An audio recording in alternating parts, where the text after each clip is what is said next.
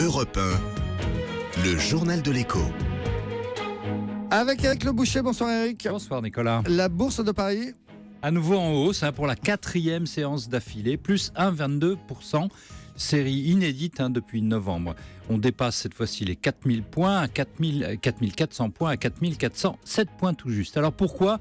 Non pas à cause de bonnes nouvelles, c'est le paradoxe, mais au contraire, la contraction de l'activité manufacturière en Chine, ralentissement constaté de la zone euro, les boursiers anticipent des mesures de la part des banques centrales pour soutenir l'économie. En somme, on ne craint pas la maladie, on se réjouit de voir le médecin. Le chiffre du jour. 2,5 millions d'euros, c'est le prix de la campagne de pub que l'État va lancer à l'étranger pour faire revenir les touristes qui restent encore très frileux après les attentats de novembre. Alors le fait du jour, c'est le Super Tuesday aux États-Unis. Les Américains votent aujourd'hui. On vous pose la question, Éric, quel est le rôle joué par l'économie dans ce scrutin ? Souvenez-vous de la phrase du directeur de la communication de Bill Clinton en 1992 lors de sa première élection contre le père George Bush.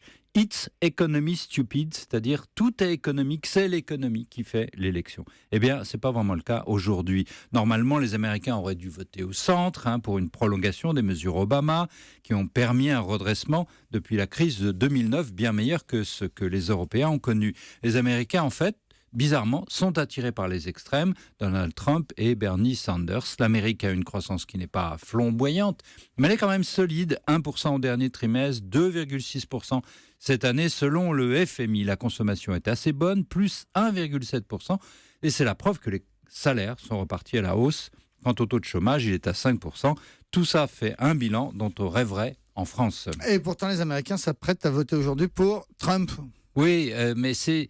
D'abord parce que la croissance n'est pas encore tout à fait certaine, elle reste hésitante selon le pronostic porté même par la Federal Reserve aujourd'hui. Mais le plus important, c'est que la classe moyenne s'inquiète sur son sort, elle se sent menacée par la Chine, les délocalisations industrielles, les immigrés latino-américains, mais aussi par les robots, la grande instabilité des emplois des nouvelles technologies. Les inégalités sont au centre du débat, la droite républicaine fermer les frontières pour défendre les classes moyennes. La gauche démocrate propose de hausser les impôts des riches, relancer les mécanismes de protection sociale. La croissance américaine est retrouvée, mais les fruits ne sont pas pour tout le monde. Donc, it's no more economy stupid, mais c'est it's social stupid, c'est le social.